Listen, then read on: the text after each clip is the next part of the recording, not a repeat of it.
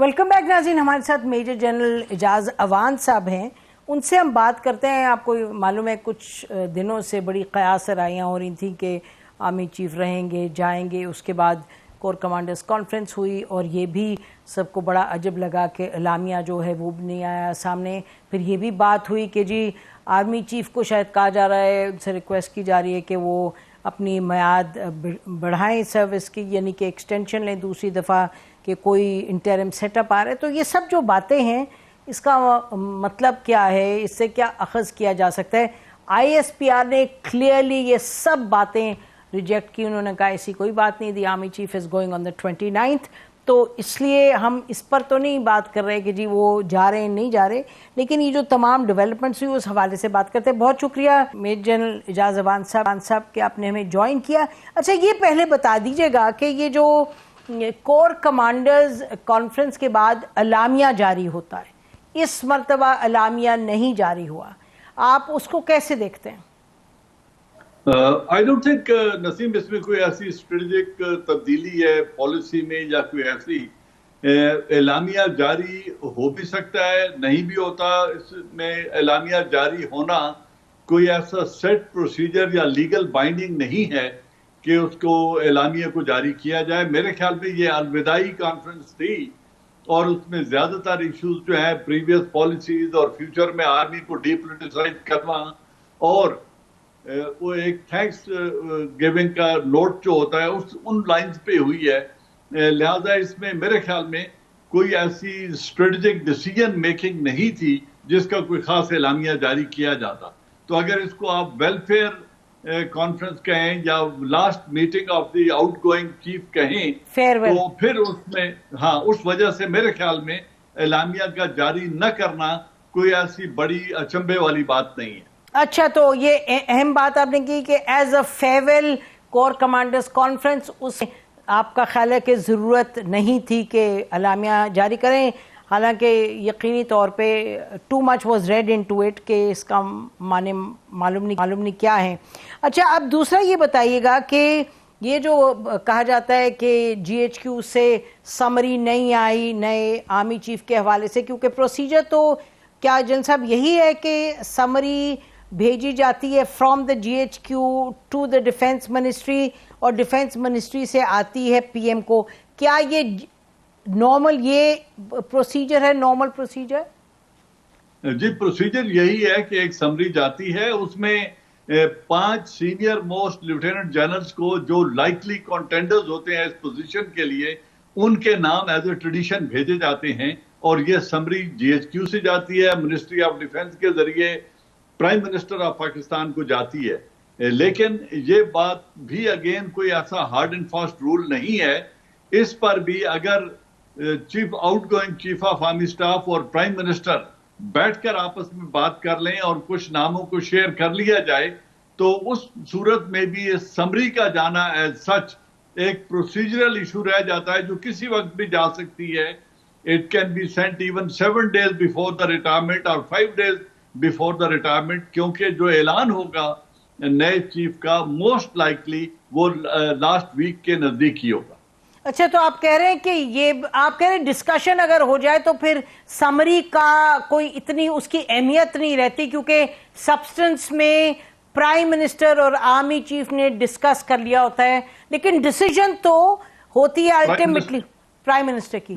G decision prime minister of Pakistan کا ہوتا ہے.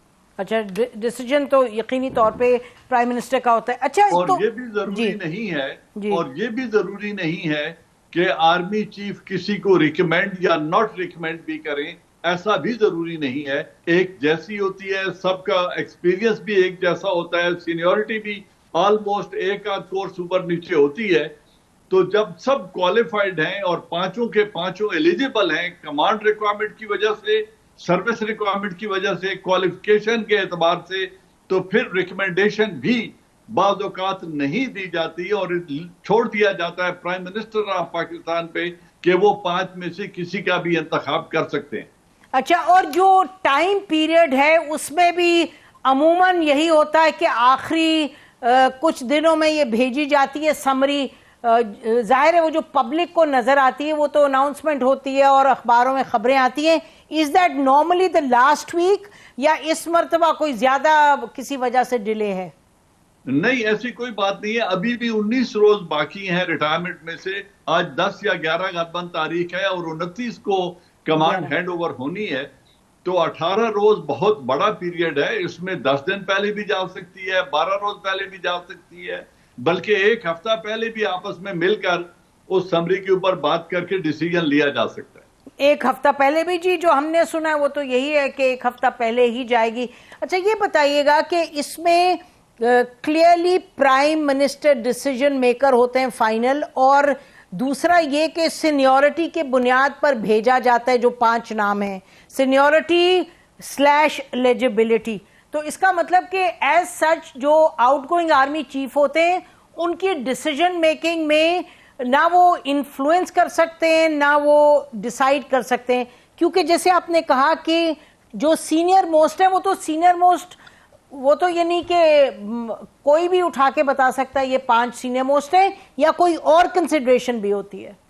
نہیں، بعض اوقات سینئر موسٹ کا جس طرح بھی آپ نے ایک بات کی، ان سینئر موسٹ میں سے بعض سینئر ایلیجیبل نہیں ہوتے جنہوں نے کمانڈ نہیں کی ہوئی ہوتی کور.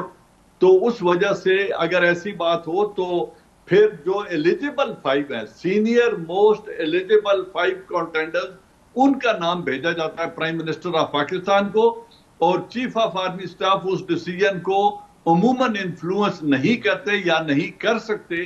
یہ پریروگیٹو پرائم منسٹر کا ہی ہوتا ہے، اور وہ چاہیں تو اپنے ڈیفنس منسٹر سے یا کسی سے بھی اگر وہ مشورہ کرنا چاہیں تو کر سکتے ہیں، لیکن یہ ان کا اپنا ایک پرسنل ڈیسیجن ہے. فائنل فیصلہ وہ ہوگا جو سٹنگ پرائم منسٹر کرے گا. جی، اور مطلب پرائم منسٹر جو پریکٹس رہی ہے پاکستان میں وہ تو ان کی جو کچن کیبنٹ ہوتی ہے اس سے ایڈوائس لیتے ہیں، وچ از اے ویری نارمل تھنگ. جیسے آرمی چیف اپنے کور کمانڈرز کے ساتھ، پرائم منسٹر جو ہوتے ہیں وہ تو اپنے کچن کیبنٹ سے لیتے ہیں ایڈوائس.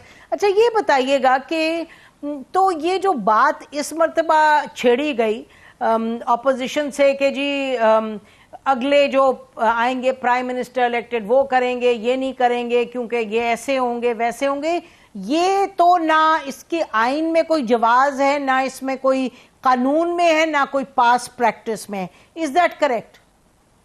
نسیم، یہ سب مفروضے ہیں. جو بھی آرمی چیف آئے گا وہ پاکستان آرمی چیف ہوگا، ایلیجیبل ہوگا. وہ کسی بھی پارٹی کا، let me use the word, lackey نہیں ہوگا. کسی بھی پرائم منسٹر کا جو اپوائنٹنگ اتھارٹی ہے ان کا مرہون منت نہیں ہوگا. اپوائنٹ ہو جانے کے بعد ان کے اپنی جو چارٹر کے مطابق ڈیوٹیز ہیں، ان کی جو اپنی پریورٹیز ہیں، let's say Pakistan comes first, he being the principal security adviser to the prime minister of Pakistan, وہ اپنے فرائض انجام دیں گے. اور ان کو یہ بالکل کہنا غلط ہے کہ ان کی ایفیلیشن اس پارٹی سے ہے یا اس پارٹی سے ہے یا تیسری پارٹی سے ہے یا اپوزیشن سے ہے. ایسی کوئی بات نہیں ہوتی. جو بھی پرائم منسٹر، جو بھی آرمی چیف بنے گا وہ آرمی چیف ہی ہوگا، اور ان کی اپنی پرائرٹیز ہوں گی. پاکستان آرمی کے وقار کو بلند کرنا، اس کو پاکستان کی عوام کے ساتھ جوڑ کے رکھنا، اس رشتے کو اور مضبوط بنانا، اور جو گیون انوائرمنٹ ہیں اس وقت جو بن چکے ہیں اس میں پاکستان آرمی کو اپولیٹیکل رکھنا، سیاست میں دخل اندازی سے دور رہنا. میرے خیال میں ان کی یہ پرائرٹیز ہوں گی جو بھی چیف بنے گا. جی، اوتھ میں بھی، اوتھ ٹیکنگ میں بھی تو یہ ہوتا ہے کہ to stay away from politics, اور یہی ہونی چاہیے practice.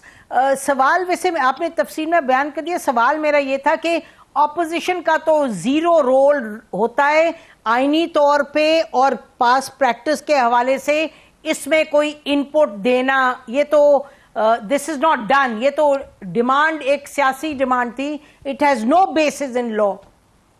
It is extra constitutional desire جس کا پورا ہونا ضروری نہیں. ضروری نہیں جی، ہونے ہی نہیں چاہیے بیکاز اٹس ایکسٹرا کانسٹیٹیوشنل. بہت بہت شکریہ جن صاحب ہم سے بات کرنے کا. اس پہ ناظرین نے سوچا کہ جو آرمی چیف کی اپوائنٹمنٹ ہے اس پر جو بالکل کھری کھری بات ہو جائے جو بائی لا ہے اور بائی کانسٹیٹیوشن. آپ نے سن لیا جنرل اعجاز اعوان صاحب کی بات.